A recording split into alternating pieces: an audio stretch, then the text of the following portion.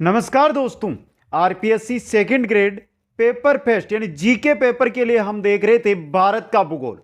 भारत के भूगोल की ये क्लास नंबर 11 है मित्रों, जिसके अंदर हम देखेंगे भारत का अफवाह तंत्र। भारत के अफवाह तंत्र में पहली क्लास में हमने सिंधु नदी तंत्र उसके बारे में देखा। नेक्स्ट अफवाह तंत्र की क्लास थी जिसके अंदर ब्रह्मपुत्र नदी तंत्र उसके बारे में देखा।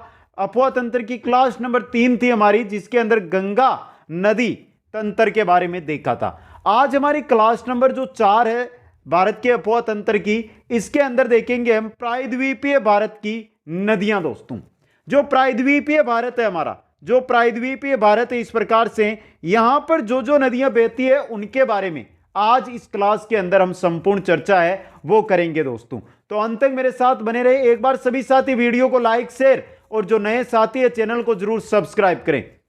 इसी के साथ दोस्तों, जीके पेपर के लिए, सेकंड ग्रेड जीके पेपर के लिए हमारा इतिहास हो चुका है, राजनीति विज्ञान हो चुकी है, राजस्थान और विश्व का भूगोल हो चुका है, शिक्षा मनोविज्ञान और भारत का भूगोल चल रहा है। इन सभी की पीडीएफ आपको कुचामन ऑनलाइन क्लासेज ऐप के ऊपर स्टोर में मिल जाएगी। दोस्तों, तो चलते हैं आज की क्लास की ओर, देखते हैं प्रायद्वीपीय भारत की नदियां। दोस्तों, थोड़ी सी नॉर्मल जानकारी और उसके बाद एक एक नदी के बारे में यहां पर हम चर्चा करने वाले हैं। सबसे पहले, प्रायद्वीपीय भारत की अधिकांश नदियां ढाल का अनुसरण करते हुए पश्चिम से पूर्व की ओर प्रवाहित होती है। अगर हम बात करें, ये हमारा भारत है मित्रों, इस प्रकार हम एक बार भारत का निर्माण कर लेते हैं। भारत है तो जो प्रायद्वीपीय भारत की नदियां हैं ये पश्चिम से पूर्व की ओर निकलती है, लेकिन दो मुख्य नदियां हैं, उनमें दो मुख्य नदियां हैं जो पूर्व से पश्चिम की ओर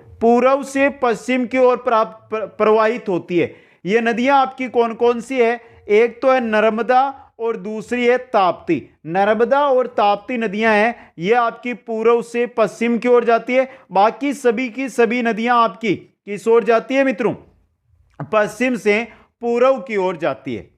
यहां की नदियां अधिकांशतः मौसमी है और किस पर है? वर्षा पर आश्रित रहती है। दोस्तों, वर्षा ऋतु में नदियों के जल स्तर के अंदर क्या हो जाती है? वृद्धि हो जाती है, और शुष्क ऋतु में इनका जो जल स्तर है वो काफी कम हो जाता है। मित्रों, इन जो नदियां हैं जो प्रायद्वीपीय भारत की मित्रों, इन नदियां हैं, इनकी गहराई बहुत कम है, कम गहरी नदियां हैं मित्रों। इंपॉर्टेंट क्वेश्चन है, गहरी तो कम है लेकिन ये जो घाटियों से प्रवाहित होती है वो घाटियां बहुत बड़ी है मित्रों, चौड़ी घाटियां है मित्रों। अब मित्रों, अपर्दन की बात की जाए कि जो प्रायद्वीपीय भारत की नदियां हैं वो अपर्दन, तो मित्रों ये अपर्दन बहुत ही कम करती है, यानी ये मानकर चलो कि 0.0001% लगभग इनका जो अपर्दन है वो क्या हो चुका है? समाप्त हो चुका है। और प्रायद्वीपीय भारत की लगभग 90% नदियां हैं वो अपना जल बंगाल की खाड़ी में है वो लेकर गिराती है। बाकी की जो नदियां हैं आपकी, वो आपके अरब सागर की ओर जल है वो लेकर जाती है। दोस्तों, तो चलते हैं मित्रों, आगे देखते हैं प्रायद्वीपीय भारत की सबसे लंबी व सबसे बड़ी नदियों के बारे में। चार नदियां हैं, जो सबसे लंबी 4 नदियां हैं और सबसे बड़ी नदियां हैं। सबसे लंबी नदियों की अगर हम बात करते हैं मित्रों, तो देखिए गोदावरी सबसे लंबी, उसके बाद 2 नंबर पे कृष्णा आएगी, 3 नंबर नर्मदा आएगी और 4 नंबर आएगी आपकी महानदी। सबसे बड़ी नदियों की बात की जाए तो सबसे बड़ी नदी है गोदावरी, 2 नंबर पे है कृष्णा, तो सबसे लंबी और सबसे बड़ी गोदावरी ही है आपकी मित्रों। 2 नंबर पर भी आपकी आएगी सबसे लंबी और बड़ी के अंदर कृष्णा। 3 नंबर पे सबसे लंबी तो नर्मदा है लेकिन सबसे बड़ी है महानदी। 4 नंबर पे सबसे लंबी महानदी है, जबकि सबसे बड़ी नदी आपकी नर्मदा नदी है। यहां से अच्छा क्वेश्चन बन सकता है, इसलिए इसको आप जरूर ध्यान में रखें। अब मित्रों, जो भी प्रायद्वीपीय भारत की नदियां हैं उनके बारे में चलते हैं। जैसे नर्मदा नदी है हमारी, इसके बाद कृष्णा आएगी, गोदावरी आएगी, महानदी आएगी, कावेरी आएगी, ब्राह्मणी आएगी, स्वर्ण रेखा आएगी। इनके बारे में एक एक के बारे में संपूर्ण चर्चा यहां पर करने वाले हैं।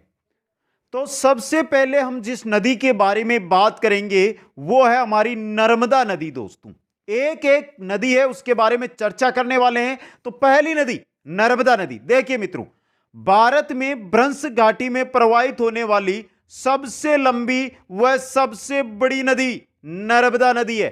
बात की जाए कि भारत के अंदर ब्रंश घाटी में प्रवाहित होने वाली सबसे लंबी नदी या सबसे बड़ी नदी कौन सी है, तो आपकी नर्मदा नदी रहेगी मित्रों। नर्मदा नदी की लंबाई की बात की जाए तो 1310 किलोमीटर इसकी कुल लंबाई है दोस्तों। नर्मदा नदी कहां से निकलती है? नर्मदा नदी है जो मैकाल पर्वत श्रेणी के अमरकंटक पर्वत चोटी से निकलती है। मैकाल पर्वत चोटी है उसकी, मैकाल पर्वत श्रेणी है उसकी जो अमरकंटक पर्वत चोटी है वहां से आपकी नर्मदा नदी निकलती है। मध्य प्रदेश व गुजरात में प्रवाहित होती हुई भरूच के समीप खंबात की खाड़ी में गिर जाती है। भरूच के समीप किसमें? खंबात की खाड़ी में यह नदी गिरती है मित्रों। यह मध्य प्रदेश के बाद थोड़ी सी सीमा है जो आपके महाराष्ट्र में भी लगती है, महाराष्ट्र के बाद वापस चली जाती है गुजरात के अंदर, और भरूच है गुजरात के अंदर एक शहर, उसके समीप ये खंबात की खाड़ी में गिर जाती है। यह उत्तर में विंध्याचल पर्वत श्रेणी तथा दक्षिण में सतपुड़ा पर्वत श्रेणी के मध्य ब्रंश घाटी यानी रिफ्ट वैली में प्रवाहित होती है। तो जो नर्मदा नदी है, नर्मदा नदी है जो ब्रंश घाटी में होती है, तो उसके अंदर उत्तर में तो आएगी आपकी विंध्याचल पर्वत श्रेणी और दक्षिण के अंदर आएगी सतपुड़ा पर्वत श्रेणी दोस्तों। आगे चलिए मित्रों, आगे देखते हैं। भारत की दो प्रमुख नदियां हैं जो डेल्टा का निर्माण नहीं करती है। कौन सी है जो डेल्टा का निर्माण नहीं करती है? अपितु जवार नदमुख यानी एस्चुरी का निर्माण करती है। मुख्य नदियों में, मुख्य नदियों की जहां पर हम बात करते हैं वहां पर आता है नाम दोस्तों इनका, एक है आपकी नर्मदा और दूसरी है ताप्ती, जो एस्चुरी का निर्माण करती है, डेल्टा का निर्माण नहीं करती है। नर्मदा नदी की एस्चुरी में खंबात की खाड़ी में अलियाबेट द्वीप समूह स्थित है मित्रों। जो नर्मदा नदी है आपकी, ये खंबात की खाड़ी के अंदर एस्चुरी निर्माण करती है, वहां पर एक द्वीप है अलियाबेट द्वीप दोस्तों, जो खनिज तेल के भंडारों के लिए प्रसिद्ध है। तो अलियाबेट द्वीप समूह कौन सी नदी के एस्चुरी में स्थित है? नर्मदा नदी के एस्चुरी के अंदर। यह अलियाबेट द्वीप से क्वेश्चन क्या बन सकता है? क्वेश्चन यह बन सकता है कि यह किसके लिए प्रसिद्ध है? खनिज तेलों के लिए प्रसिद्ध है मित्रों। नर्मदा नदी पर मध्य प्रदेश में जबलपुर के निकट धुआंधार जलप्रपात स्थित है। मध्य प्रदेश में जबलपुर, और जबलपुर के पास धुआंधार जलप्रपात है नर्मदा नदी के ऊपर दोस्तों। नर्मदा नदी पर मध्य प्रदेश में ही कपिलधारा जलप्रपात भी स्थित है। तो दो जलप्रपात आ गए मध्य प्रदेश के अंदर नर्मदा नदी पे, एक तो धुआंधार जलप्रपात और दूसरा है कपिलधारा जलप्रपात। नर्मदा नदी पर है दोनों के दोनों दोस्तों। नर्मदा नदी पर मध्य प्रदेश में महेश्वर बांध, ओंकारेश्वर बांध, नर्मदा सागर बांध, जिसे इंदिरा सागर बांध भी कहा जाता है, का निर्माण किया गया है। तो नर्मदा नदी पर मध्य प्रदेश में 3 बांध आए, महेश्वर बांध, ओंकारेश्वर बांध और नर्मदा सागर बांध, इंदिरा सागर बांध जिसका नाम है मित्रों। ये तीनों बांध नर्मदा नदी पर है और मध्य प्रदेश राज्य के अंदर स्थित है दोस्तों। आगे देखिए नर्मदा नदी के बारे में। नर्मदा नदी पर गुजरात में सरदार सरोवर बांध का निर्माण किया गया है। गुजरात के अंदर सरदार सरोवर जो बांध है वो किस नदी पर है? आपकी नर्मदा नदी पर स्थित है। अब देखिए नर्मदा नदी की सहायक नदियां कौन कौन सी है जो नर्मदा की सहायक है? हिरान, कोलार, ओरसांग और बरना, ये दाईं ओर से नर्मदा नदी में गिरती है चारों नदियां, जबकि बुरनेर, बंजर, सार, तवा, कुंडी ये बाईं ओर से नर्मदा नदी में गिरने वाली नदियां। ये आपकी 9 नदियां हैं जो नर्मदा की सहायक नदियां हैं। एक बार फिर देख ले, इनसे क्वेश्चन बन सकता है। हिरान, कोलार, ओरसांग, बरना, बुरनेर, बंजर, सार, तवा और कुंडी, ये सभी की सभी आपकी नर्मदा की सहायक नदियां हैं दोस्तों। ये थी हमारी पहली नदी प्रायद्वीपीय भारत की नर्मदा नदी। 2 नंबर पे हमारी जो नदी आती है वो आती है ताप्ती नदी दोस्तों। देखिए ताप्ती नदी कहां से निकलती है? यह मध्य प्रदेश में महादेव हिल्स में स्थित मुल्ताई नामक स्थान से निकलती है। बहुत अच्छा क्वेश्चन आया हुआ भी है ये। ताप्ती नदी का उद्गम स्थल है मुल्ताई नामक स्थान दोस्तों, तथा महाराष्ट्र व गुजरात में प्रवाहित होते हुए सूरत के समीप खंबात की खाड़ी में गिर जाती है। सूरत है, उससे खंबात की खाड़ी लगभग 30-40 किलोमीटर दूर है। तो वहां जाकर यह सूरत के समीप पड़ती है। इस वजह से सूरत के समीप से, और सूरत इसी के किनारे बसा हुआ है, ताप्ती नदी के किनारे। जैसे ही सूरत से आगे निकलती है तो खंबात की खाड़ी में जाकर आपकी जो ताप्ती नदी है यह गिर जाती है दोस्तों। इस ताप्ती नदी को तापी नदी के नाम से भी जाना जाता है। यह याद रखना इंपॉर्टेंट क्वेश्चन है आपके लिए। सूरत भारत में सूती वस्त्र उद्योग व हीरे की कटाई के लिए प्रसिद्ध है मित्रों। हीरे की कटाई और सूती वस्त्र उद्योग के लिए सूरत प्रसिद्ध है, जो तापी नदी यानी ताप्ती नदी के किनारे स्थित है दोस्तों। ताप्ती नदी की कुल लंबाई की बात की जाए तो 730 किलोमीटर ताप्ती नदी की कुल लंबाई है दोस्तों। आगे देखिए, ताप्ती नदी भी ब्रंश घाटी यानी रिफ्ट वैली में प्रवाहित होती है। यह भी डेल्टा का निर्माण नहीं करती है, अपितु ज्वारनोन्मुख का निर्माण करती है, मतलब एस्चुरी का निर्माण करती है। नर्मदा और ताप्ती नदियां, इंपॉर्टेंट क्वेश्चन है मित्रों आपके लिए। ताप्ती नदी पर गुजरात में काकरापारा परियोजना का निर्माण किया गया। काकरापारा जो परियोजना है वो कौन सी नदी पर है? आपके ताप्ती नदी पर है, गुजरात के अंदर दोस्तों। आगे देखते हैं ताप्ती नदी की सहायक नदियां। शिप्रा ताप्ती की सहायक है, जिस शिप्रा नदी है इसी के किनारे शहर बसा हुआ है उज्जैन शहर। उज्जैन शहर इसी यानी शिप्रा नदी के किनारे जो ताप्ती की सहायक है। पूर्णा, बेंतुल, अरुणावती ये सभी नदियां हैं जो दाईं ओर से ताप्ती के अंदर गिरती है। आगे देखिए, खांडू, मोना, खुर्सी, अमरावती। यह अरुणावती है और यह अमरावती है। एक अरुणावती है दाईं ओर से गिरती है, अमरावती है जो बाईं ओर से ताप्ती के अंदर गिरने वाली नदी है। तो यह आपकी नदियां हो गई, लगभग 8 नदियां हैं जो ताप्ती की मुख्य सहायक नदियां हैं मित्रों। तो एक बार फिर देख ले, शिप्रा, पूर्णा, बेंतुल, अरुणावती, खांडू, मोना, खुर्सी, अमरावती ये सभी की सभी है जो ताप्ती की सहायक नदियां हैं। जो भी साथी नोट्स बना रहे हैं वो क्लास एक बार अटेंड करें और उसके बाद वापस वीडियो को शुरू करके नोट्स बनाएं। और बाकी जिन्होंने नोट्स परचेज कर लिए हैं कुचामन ऑनलाइन क्लासेज ऐप से, वो नोट्सों के द्वारा आसानी से नोट्स बना लें। 2 बार इनको जरूर पढ़ लें। जब भी आपने क्लास ले ली, क्लास लेने के बाद इनको 2 बार पढ़ें, जिनसे आसानी के साथ आपका जो टॉपिक है वो क्लियर हो जाएगा दोस्तों। तो हमने नर्मदा और ताप्ती नदियां देख ली है। नेक्स्ट आती है मित्रों हमारी साबरमती नदी। देखिए मित्रों, साबरमती नदी के बारे में डीपली जानकारी देने की आवश्यकता नहीं है, क्योंकि जब हमने राजस्थान भूगोल के अंदर नदियां पढ़ी थी तो वहां पर हमारे साबरमती नदी आ गई थी दोस्तों। कहां से? राजस्थान में दक्षिणी अरावली की पहाड़ियों से निकलती है, दक्षिणी अरावली की पहाड़ियों से निकलती है उदयपुर के समीप, तथा साबर व हतमती नदियों के संगम के बाद यह साबरमती कहलाती है। साबर और हतमती नदियां जब मिलती है उसके बाद इसका नाम बनता है साबरमती। साबरमती नदी की कुल लंबाई की बात की जाए तो 320 किलोमीटर के आसपास इसकी कुल लंबाई है। कहीं पर आपको 333, कहीं पर 319 भी लिखा हुआ मिलता है मित्रों।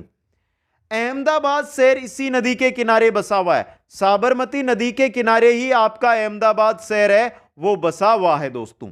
वाकल, मेसवा, सेदी, हरनऊ ये सभी है जो आपके साबरमती नदी है, इसकी सहायक नदियां हैं दोस्तों। तो साबरमती नदी के बारे में विस्तृत अध्ययन हमने पहले कर लिया है। नॉर्मल जानकारी जो प्रायद्वीपीय भारत की नदियां हैं, इसलिए इसको मैंने यहां पर सिलेबस में डाला दोस्तों। नेक्स्ट नदी की ओर चलते हैं। नेक्स्ट नदी आती है माही नदी, जिसके बारे में तो हमने बहुत विस्तृत अध्ययन किया था राजस्थान जीके के अंदर। देखिए कहां से निकलती है माही नदी। इसका उद्गम अमोरू जिले, जो मध्य प्रदेश का अमोरू जिला है उसके अंदर मालवा पठार के अंदर है महू की पहाड़ियां। महू की पहाड़ियों से निकलती है माही नदी। महू से माही नदी निकलती है मित्रों। यह बाद में मध्य प्रदेश में बहती है, फिर राजस्थान, फिर गुजरात में बहते हुए खंबात की खाड़ी में अपना जल डालती है मित्रों। तो महू मध्य प्रदेश में, महू से निकलने वाली माही नदी राजस्थान जाती है, गुजरात जाती है और खंबात में पानी डाल देती है मित्रों। माही नदी की कुल लंबाई की बात की जाए तो 533 किलोमीटर इसकी कुल लंबाई है दोस्तों। सोम, जाकम, गोमती, अनास, परम मुख्य सहायक नदियां हैं।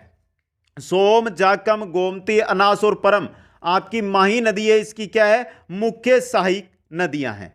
माही बजाज सागर परियोजना इसी नदी पर बनाई गई है। माही बजाज सागर परियोजना गुजरात राजस्थान की है, जो इसी नदी पर राजस्थान के अंदर बनाई गई है दोस्तों। यह थी हमारी माही नदी, जिनके बारे में हमने पहले विस्तृत अध्ययन कर लिया है, साबरमती और माही के बारे में। नेक्स्ट नदी की ओर चलें तो आती है प्रायद्वीपीय भारत की सबसे इंपॉर्टेंट नदी महानदी। इंपॉर्टेंट नदी है मित्रों महानदी। देखिए कहां से निकलती है ये महानदी है, जो छत्तीसगढ़ में सिहावा श्रेणी से निकलती है। महानदी कहां से? छत्तीसगढ़ के अंदर सिहावा पर्वत श्रेणी से निकलती है।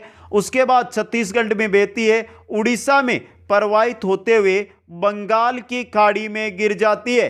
तो छत्तीसगढ़ से निकलेगी, उड़ीसा में जाएगी, बंगाल की खाड़ी में अपना पानी डाल देगी। कौन सी नदी? महानदी। महानदी की कुल लंबाई की अगर हम बात करें तो 857 किलोमीटर इस नदी की कुल लंबाई है दोस्तों। आगे देखिए, महानदी पर उड़ीसा के अंदर हीराकुंड बांध का निर्माण किया गया है, जो भारत का सबसे लंबा बांध है। तो इंपॉर्टेंट क्वेश्चन बन गया ना आपका यहां से, भारत का सबसे लंबा बांध कौन सी नदी पर है? महानदी पर। कौन सा बांध है? हीराकुंड बांध है दोस्तों। आगे देखिए, महानदी का डेल्टा है वो उड़ीसा में कटक से प्रारंभ होता है। कटक से लेकर बंगाल की खाड़ी है, वहां तक महानदी का डेल्टा है मित्रों, जो भारत में क्रोमाइट के उत्पादन के लिए प्रसिद्ध है। जो महानदी का डेल्टा है ना, महानदी का डेल्टाई क्षेत्र है, वो किसके लिए प्रसिद्ध है? क्रोमाइट के उत्पादन के लिए प्रसिद्ध है मित्रों। भारत में क्रोमाइट का अधिकांश उत्पादन उड़ीसा में किया जाता है। क्रोमाइट का अधिकांश उत्पादन होता है उड़ीसा से, और जो क्रोमाइट उड़ीसा में निकलता है वो निकलता है आपके महानदी डेल्टा क्षेत्र से दोस्तों। इंपॉर्टेंट क्वेश्चन आपके लिए बन सकता है। आगे चलिए मित्रों, आगे देखते हैं महानदी के बारे में। महानदी के डेल्टा में उड़ीसा के तट पर क्रमशः उत्तर से दक्षिण की ओर पाराद्वीप, कोणार्क व पुरी स्थित है। पाराद्वीप स्थित है उत्तर में, उसके बाद दक्षिण में चलते हैं तो कोणार्क आता है, और उससे फिर दक्षिण में चलते हैं तो पुरी आता है। ये तीनों है जो महानदी के डेल्टा में स्थित है दोस्तों। बात करें पाराद्वीप की, पाराद्वीप भारत के पूर्वी तट पर स्थित एक बड़ा बंदरगाह है। तो पाराद्वीप क्या है? एक बड़ा बंदरगाह है दोस्तों। कोणार्क के अंदर क्या है? कोणार्क के अंदर सूर्य मंदिर स्थित है। कोणार्क के अंदर क्या स्थित है? सूर्य मंदिर स्थित है। बात करते हैं पुरी, तो पुरी में है जगन्नाथ मंदिर दोस्तों। पुरी के अंदर क्या है? जगन्नाथ मंदिर स्थित है। आगे देखते हैं महानदी की मुख्य सहायक नदियां। महानदी की कौन कौन सी नदियां हैं जो सहायक है? एब, शिवनाथ, मांड, ये तीन बाईं ओर से जल गिराती है महानदी में। ओंज, जोंक और तेल, ये दाईं ओर से जल गिराती है महानदी के अंदर। ये 6 नदियां हैं जो मुख्य महानदी की सहायक नदियां हैं दोस्तों। ये थी हमारी महानदी। महानदी से आगे चलते हैं तो आती है हमारी गोदावरी नदी दोस्तों। अब देखते हैं गोदावरी नदी के बारे में दोस्तों। यह दक्षिणी भारत की सबसे लंबी व सबसे बड़ी नदी है। दक्षिणी भारत की सबसे लंबी और सबसे बड़ी नदी की अगर बात करें तो हमारी ना है वो है गोदावरी नदी दोस्तों, जिसे बूढ़ी गंगा या वृहद गंगा के नाम से भी जाना जाता है। गोदावरी को ही कहा जाता है बूढ़ी गंगा, वृहद गंगा दोस्तों। देखिए आगे, गोदावरी नदी महाराष्ट्र के नासिक जिले में त्र्यंबक नामक स्थान से निकलती है। त्र्यंबक नामक स्थान है आपके नासिक जिला है महाराष्ट्र का, वहां से निकलती है गोदावरी नदी। अब गोदावरी महाराष्ट्र में नासिक जिले से निकल रही है, त्र्यंबक जगह से, तो महाराष्ट्र में बहेगी, उसके बाद आंध्र प्रदेश में जाती है, उसके बाद तेलंगाना में प्रवाहित होती है और बंगाल की खाड़ी में गिर जाती है दोस्तों। तो महाराष्ट्र से निकलकर आंध्र प्रदेश, आंध्र प्रदेश से तेलंगाना, तेलंगाना से बंगाल की खाड़ी में अपना जल गिराती है गोदावरी नदी दोस्तों। गोदावरी नदी की कुल लंबाई है 1465 किलोमीटर। गोदावरी नदी की कुल लंबाई 1465 किलोमीटर है। जो प्रायद्वीपीय भारत है उसकी सबसे लंबी नदी गोदावरी नदी है, सबसे बड़ी नदी गोदावरी नदी ही है मित्रों। गोदावरी नदी पर महाराष्ट्र में जायकवाड़ी परियोजना तथा आंध्र प्रदेश में पोचमपाद परियोजना का निर्माण किया गया है। गोदावरी नदी पर दो परियोजनाएं, पहली है आपके महाराष्ट्र में जायकवाड़ी परियोजना, आंध्र प्रदेश के अंदर है पोचमपाद परियोजना। दोस्तों इंपॉर्टेंट है आपके लिए ये। आगे देखिए मित्रों, आगे देखते हैं गोदावरी नदी का डेल्टा है जो आंध्र प्रदेश के राजमुंद्री नामक स्थान से प्रारंभ होता है। आंध्र प्रदेश में राजमुंद्री नामक स्थान है, वहां से गोदावरी का डेल्टा प्रारंभ हो जाता है। तेलंगाना का बहुत कम हिस्सा गोदावरी लेती है। दोस्तों बात करें गोदावरी नदी की मुख्य सहायक नदियों की, मांजरा मुख्य सहायक है जो खुद 724 किलोमीटर लंबी नदी है। कौन सी? मांजरा। दोस्तों पेनगंगा है दूसरी इसकी सहायक जो 676 किलोमीटर लंबाई में प्रवाहित होती है। पेनगंगा, वेनगंगा, प्राणहिता, वर्धा है 483 किलोमीटर लंबी, सबरी और इंद्रावती। तो मित्रों गोदावरी की जो सहायक नदियां ये भी बहुत लंबी दूरी तय करके आके गोदावरी में गिरती है। जैसे मांजरा 724 किलोमीटर हो गई, पेनगंगा 676 किलोमीटर हो गई और वर्धा आपकी 483 किलोमीटर हो गई। अब एक बार फिर देख लें गोदावरी की सहायक नदियां, मांजरा, पेनगंगा, वेनगंगा, प्राणहिता, वर्धा, सबरी, इंद्रावती, ये सभी है जो गोदावरी की सहायक नदियां हैं। अब देखिए मांजरा की बात करें तो मांजरा नदी पर निजाम सागर बांध परियोजना बनाई गई है। निजाम सागर बांध परियोजना है मांजरा नदी पर जो गोदावरी की सहायक नदी है। बात करें इंद्रावती की, इंद्रावती नदी छत्तीसगढ़ में बस्तर के पठार से होकर प्रवाहित होती है तथा इस पर चित्रकूट जलप्रपात स्थित है। मित्रों जो बस्तर का पठार है, छत्तीसगढ़ में बस्तर का पठार है, छोटा नागपुर पठार के अंतर्गत आता है, वहां से प्रवाहित होती है इंद्रावती नदी और इस पर चित्रकूट जलप्रपात स्थित है। तो चित्रकूट जलप्रपात किस नदी पर है? इंद्रावती पर। इंद्रावती गोदावरी की मुख्य सहायक नदी है। दोस्तों गोदावरी नदी का अंतिम भाग राजमुंद्री के पास दो शाखाओं में विभाजित हो जाता है। राजमुंद्री के बाद यह अपना डेल्टाई क्षेत्र बनाती है। तो राजमुंद्री है जो आंध्र प्रदेश में है, वहां से यह दो शाखाओं के अंदर बट जाती है। मित्रों देखिए पूर्वी जो शाखा है इसकी, जो इस प्रकार है, यह नदी इस प्रकार चलती है। जो इसकी पूर्वी शाखा है इसको गौतमी गोदावरी कहा जाता है और जो पश्चिमी शाखा है उसको कहा जाता है वशिष्ठ गोदावरी। इंपॉर्टेंट याद रखना है, गोदावरी दो भागों में कहां से बढ़ती है या विभाजित होती है? राजमुंद्री से दो भागों में बढ़ती है। पूर्वी शाखा को तो कहा जाता है गौतमी गोदावरी, पश्चिमी शाखा को कहा जाता है वशिष्ठ गोदावरी। दोस्तों यह हो गई हमारी गोदावरी नदी। गोदावरी से आगे हम चलते हैं मित्रों तो हमारे आती है कृष्णा नदी। इंपॉर्टेंट नदी है दोस्तों प्रायद्वीपीय भारत की कृष्णा नदी। गोदावरी सबसे लंबी और सबसे बड़ी थी, तो 2 नंबर पे यह दक्षिणी भारत की दूसरी सबसे लंबी व दूसरी सबसे बड़ी। 1 नंबर पे सबसे लंबी और सबसे बड़ी आई थी गोदावरी, 2 नंबर पे सबसे लंबी और सबसे बड़ी है आपकी कृष्णा नदी। दोस्तों अब बात करते हैं कृष्णा नदी कहां से निकलती है। कृष्णा नदी है महाराष्ट्र के अंदर महाबलेश्वर पर्वत चोटी, महाराष्ट्र के अंदर है महाबलेश्वर पर्वत चोटी के समीप से निकलकर महाराष्ट्र में, महाराष्ट्र के बाद कर्नाटक, कर्नाटक के बाद आंध्र प्रदेश में प्रवाहित होती हुई बंगाल की खाड़ी में गिर जाती है। गोदावरी भी महाराष्ट्र से निकल रही थी, महाराष्ट्र से सीधा आंध्र प्रदेश, तेलंगाना, तेलंगाना से बंगाल की खाड़ी में जा रही थी। लेकिन कृष्णा है आपकी ये महाराष्ट्र से कर्नाटक, कर्नाटक से आंध्र प्रदेश और आंध्र प्रदेश से सीधा बंगाल की खाड़ी में अपना जल गिराती है। कृष्णा नदी की कुल लंबाई की बात की जाए तो 1400 किलोमीटर के आसपास इसकी कुल लंबाई है। मित्रों कितनी? 1400 किलोमीटर के आसपास इसकी कुल लंबाई है। वैसे आपको 1327 भी लिखा हुआ मिलेगा बहुत जगह, 1327 किलोमीटर।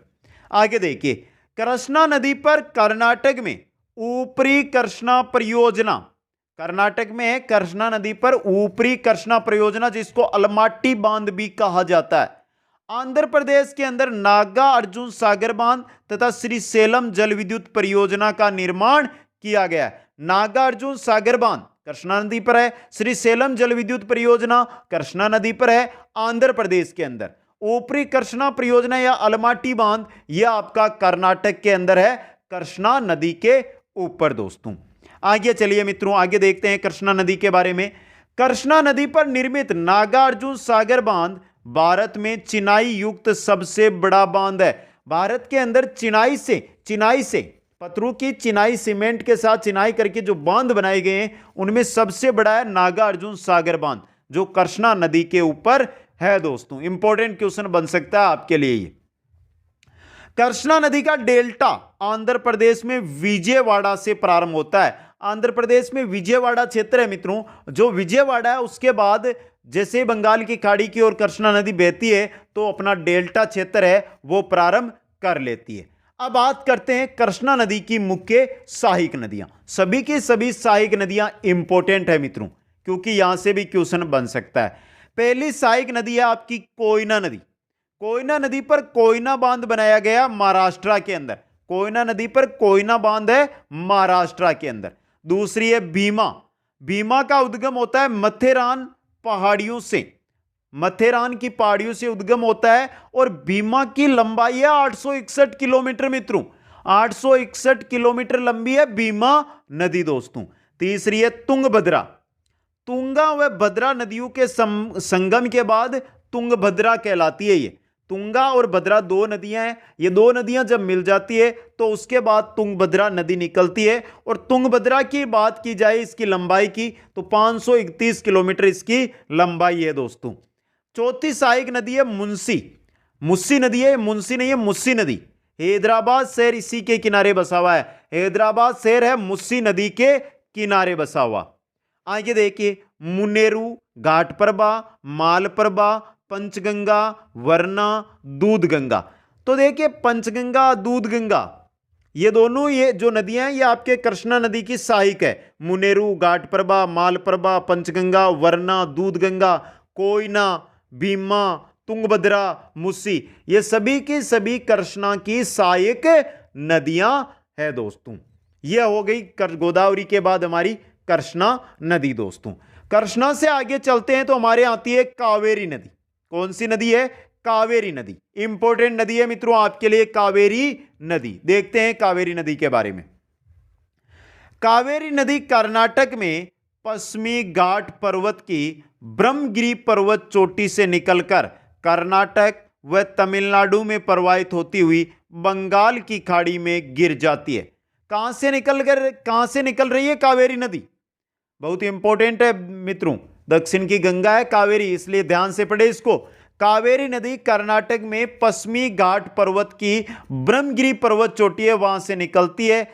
तो कर्नाटक से निकलती है तो कर्नाटक में बहेगी, कर्नाटक के बाद चली जाती है तमिलनाडु में और उसके बाद गिर जाती है बंगाल की खाड़ी में दोस्तों। कावेरी नदी की कुल लंबाई की बात की जाए तो 800 किलोमीटर लंबी नदी है आपकी कावेरी नदी। यह दक्षिण भारत की सबसे पवित्र व पूजनीय नदी है। जिस प्रकार उत्तरी भारत के अंदर हम गंगा को पूजते हैं, सबसे पवित्र मानते हैं, उसी प्रकार दक्षिण भारत की सबसे पवित्र नदी है कावेरी नदी मित्रों। इसी कारण इसे दक्षिण गंगा या दक्षिण की गंगा भी कहा जाता है। दक्षिण की गंगा किस नदी को कहते हैं? कावेरी नदी को कहते हैं। गोदावरी मत कर देना मित्रों, गलत हो जाएगा आपका। कावेरी नदी है दक्षिण की गंगा, दक्षिण की सबसे पवित्र सबसे पूजनीय नदी कावेरी नदी ही है दोस्तों।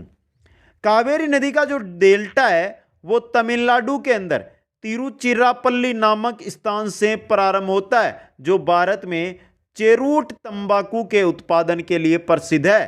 कावेरी नदी का डेल्टा प्रारंभ होता है तिरुचिरापल्ली, जो तमिलनाडु में एक शहर है तिरुचिरापल्ली, वहां से स्टार्ट होता है। और इसका जो डेल्टाई क्षेत्र है ना मित्रों कावेरी का, वो तंबाकू उत्पादन के लिए प्रसिद्ध है। चेरूट तंबाकू एक उत्तम किस्म की तंबाकू होती है, उसका उत्पादन यहां पर किया जाता है दोस्तों। आगे चलिए, आगे देखते हैं कावेरी नदी के बारे में। कावेरी नदी पर 1902 ईस्वी में शिव समुद्रम जल विद्युत परियोजना का निर्माण किया गया था, जो भारत की प्रथम पूर्णतः सफल जल विद्युत परियोजना है। यानी आजादी से पहले कावेरी नदी के ऊपर, आजादी से पहले कावेरी नदी पर शिव समुद्रम जल विद्युत परियोजना का निर्माण किया गया था, जो सफल विद्युत परियोजना रही दोस्तों। यह नदी दक्षिणी कर्नाटक पठार से शिव समुद्रम जलप्रपात 101 मीटर ऊंचाई से होते हुए तमिलनाडु के मैदानों में प्रवेश करती है। मतलब जो शिव समुद्रम जलप्रपात है वहां पर भी शिव समुद्रम जल विद्युत परियोजना का निर्माण किया गया है। शिव समुद्रम जलप्रपात है, इसकी ऊंचाई 101 मीटर है। इंपॉर्टेंट क्वेश्चन है, दक्षिणी कर्नाटक के अंतर्गत यह आता है दोस्तों, याद रखना है। शिव समुद्रम जलप्रपात है, यह कावेरी नदी पर स्थित है। बात करते हैं कावेरी नदी की मुख्य सहायक नदियां। अर्कावती, हेरांगी, हेमावती, लोकपावनी, श्रीमंसा उत्तरी भाग की सहायक नदियां हैं। ये उत्तरी भाग की सहायक नदियां कावेरी नदी के उत्तरी भाग की। अमरावती, बावनी, स्वर्णावती, कब्बानी, लक्ष्मण तीर्था ये दक्षिणी भाग की सहायक नदियां हैं दोस्तों।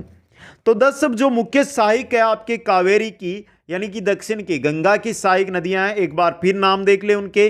अर्कावती, हेरांगी, हेमावती, लोकपावनी, श्रीमसा, अमरावती, बावनी, स्वर्णावती, कब्बानी, लक्ष्मण तीर्था ये सभी की सभी है जो कावेरी की मुख्य सहायक नदियां है दोस्तों।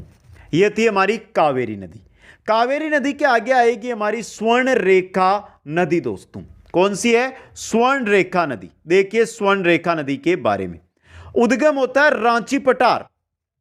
जो रांची का पठार है ना, ये छोटा नागपुर पठार का हिस्सा है, रांची के समीप है ये। और झारखंड में जो रांची का पठार है वहां से स्वर्ण रेखा नदी का उद्गम होता है। स्वर्ण रेखा नदी की कुल लंबाई की बात की जाए तो 395 किलोमीटर इसकी कुल लंबाई है। ये अपना जल है वो कहां पर बंगाल की खाड़ी में गिराती है। उड़ीसा व पश्चिम बंगाल की सीमा के साथ बहती हुई अंत में गंगा व महानदी के डेल्टा क्षेत्रों के बीच एस्चुरी बनाती है। ताप्ती नर्मदा नदी ने एस्चुरी बनाई थी, उसी प्रकार स्वर्ण रेखा नदी है, यह भी आपकी एस्चुरी का निर्माण करती है। गंगा नदी पानी गिराती है इस प्रकार और महानदी पानी गिराती है, इनके बीच एस्चुरी का निर्माण करती है आपकी स्वर्ण रेखा नदी दोस्तों। स्वर्ण रेखा के बाद आती है हमारी ब्राह्मणी नदी। कोयल व सांक नदियों के संगम के बाद राउरकेला के समय ब्राह्मणी नदी कहलाती है। कोयल नदी और सांक नदी ये दोनों मिलती है राउरकेला में। उसके बाद जो नदी चलती है यह कहलाती है आपकी ब्राह्मणी नदी दोस्तों। ब्राह्मणी नदी का उद्गम है वो रांची का पठार। रांची ब्राह्मणी नदी है जहां से स्वर्ण रेखा नदी निकलती है, उसके पास से ही आपकी ब्राह्मणी नदी निकलती है। इंपॉर्टेंट क्वेश्चन बना हुआ है एग्जाम में मित्रों। आगे देखिए, इसकी कुल लंबाई की बात की जाए तो 705 किलोमीटर के आसपास ब्राह्मणी नदी की कुल लंबाई है दोस्तों। वैसे वैतरणी नदी भी है जिसकी 333 किलोमीटर कुल लंबाई है। लेकिन जो मुख्य नदियां थी हमारी प्रायद्वीपीय भारत की वो आपके सामने आ चुकी है मित्रों। एक बार अब कमेंट करके बता दो मित्रों, प्रायद्वीपीय भारत की नदियां कैसी लगी आपको। आज मैं मानचित्र नहीं लेकर आया साथ में क्योंकि नोट्स है, मानचित्र है आपके, सब आपके पास है। बस बेस्ट नोट्स आपको चाहिए जो यहां पर मैं उपलब्ध करवा रहा हूं दोस्तों। वीडियो को लाइक शेयर और जो भी मेरे नए साथी है चैनल को जरूर सब्सक्राइब करें। एक बार सभी साथी जरूर इस वीडियो को शेयर करें। आप सभी को बहुत बहुत धन्यवाद। जय हिंद, जय भारत।